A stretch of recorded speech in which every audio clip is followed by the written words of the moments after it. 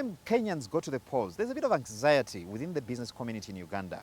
This is simply because Uganda largely relies on the Kenyan port of Mombasa for its imports and exports. So as Kenyans go to the polls this year, the same is bouncing back.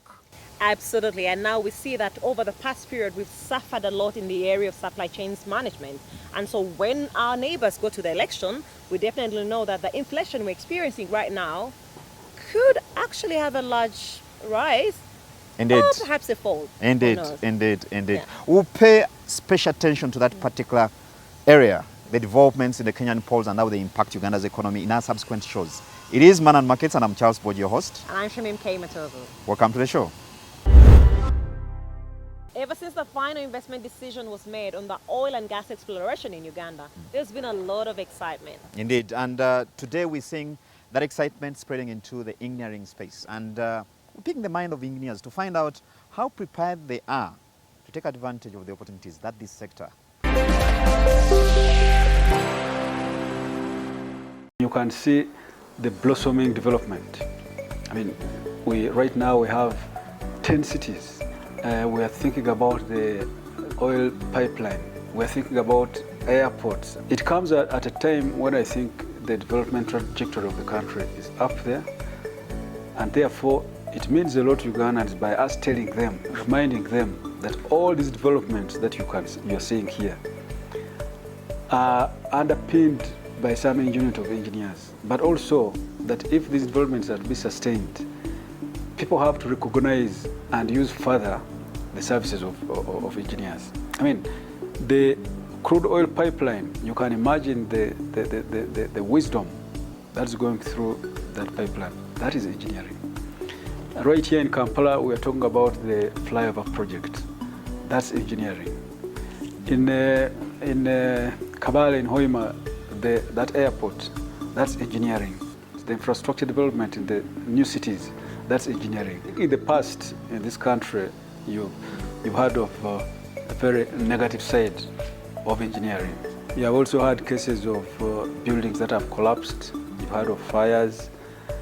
I think it is an opportunity for us to remind people also that if you look deeper, many of those things occur simply because of some, not necessarily lapses by individuals, but also lapses or by omissions by the people who are in charge. That you got engineers who are professional, and then you end up using those that are not professional. I think the main focus is for us to look at doing engineering in a way that sustains development, but also that looks at the entire framework. I mean, the entire community. We are looking at things like digitization, that we have to do engineering in a smart way, okay? Using IT, doing the physical things that we do, like on the built environment, that we have to use better systems which are more intelligent. But also, it reminds us on the fact that engineering plays a very important role in development. And I have to qualify it sustainable development. You can have a lot of development if you like, but sustainable development rests on the bedrock of engineering.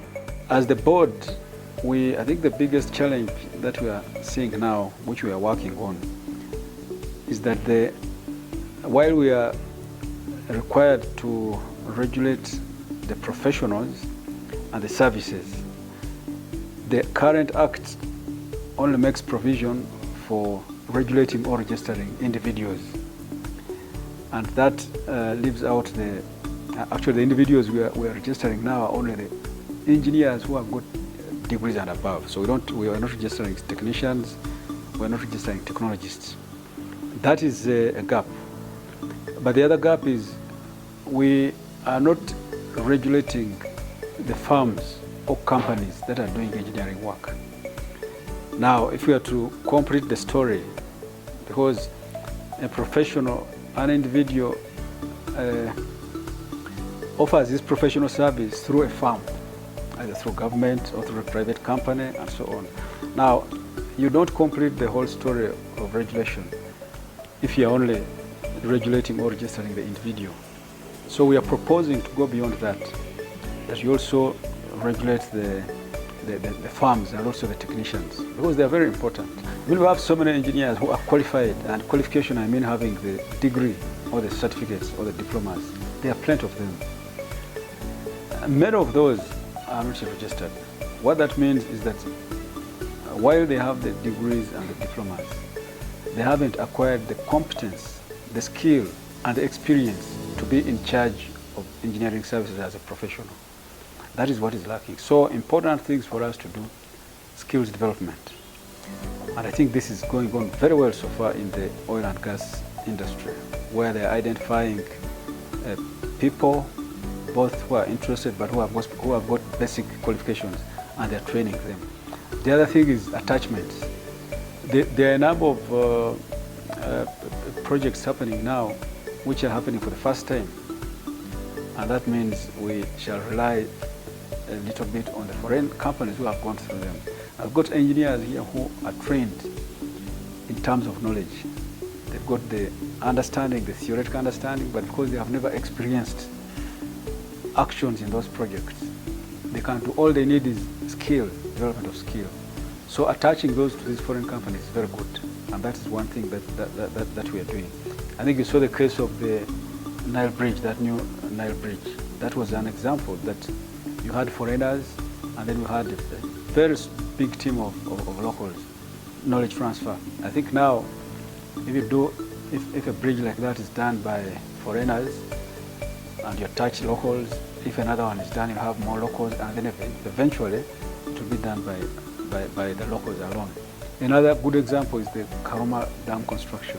There have been so many young, inexperienced engineers who have been attached to the foreigners who are working there. So, important thing I think is to go a step further to build the skills through attachments and learning from foreigners.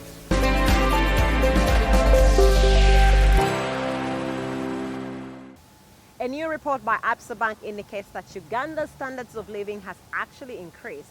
However, there are areas we must pay attention to so as to attain a middle-income status. And of course, this is coming on the back of the fact that the country failed to hit the middle-income status at the appointed time. However, economists are pointing to the fact that the gaps lie in the area of value addition. As a country, there is critical investment that needs to be made here to lift millions out of poverty. They're still basically doing better than many other economies. If you look at a standard of living, Uganda's standard of living has actually improved, 18% year on year from 2019, from 770 to about 912 GDP per capita. This according to a new report from the Absa Africa Financial Markets Index. But even as that happens, the country still has many gaps to fill to achieve its aspirations of lifting many out of poverty and achieving middle-income status. To economists, the answer lies in the shift away from the agrarian economy to industrialization. Currently, manufacturing is contributing about 15% of our GDP. But that is very, very small. And when it comes to employment, it is less than 5%. You can't transform a country of peasant farmers and producers of food. Food has low income elasticity of demand. As people's incomes rise, they don't eat more food. So to take advantage of the global economy, as Uganda, we must industrialize. Relatively good effort is also expected to go into supporting SMEs, partly because of the failure of most transition from merchandising and middlemen operations into value addition and manufacturing. To build an alternative market for SMEs, particularly SMEs, to act as an incubator for these companies, we are going to focus more on reducing informality by incentivizing formalization. But it's also important, according to pundits, for the country to deepen the growth of its financial markets, to bolster capital mobilization and foreign direct investments that are key in driving manufacturing and value addition. According to the Absa report, some progress has already been made. So Pillar 1 basically measures market depth, and Uganda came in at 8th position, 1 position up from the previous year. and why. What drove this? A couple of things. As you can see, the pillar basically measures product diversity, the size of the markets, liquidity, depth, and the primary dealership system. Over the last 1 year, a lot has changed. Significantly, though, for Uganda, we can see in measuring this pillar that we performed better on product diversity. Product diversity, I think also the PSST alluded to it. We saw an increase in the number of products. For example, on the bond offering, we introduced a 20-year bond. It was introduced last 2020, and that led to quite huge amounts of turnover on the secondary market. The report looks at critical elements that are important in improving the country's economic outlook. Annually, and facilitates meaningful debate about the maturity and accessibility of Africa's financial markets. And it records the openness to bring foreign investment to countries across the continent. The report assesses progress and potential across 6 pillars, namely market depth, access to foreign exchange, market transparency, the capacity of local investors, macroeconomic opportunity, and the legality and enforceability of standard financial markets master agreements. As Uganda seeks to improve its economic fortunes, it's paramount that it pays special attention to both internal investors or the business community and external operators, the foreign direct investors.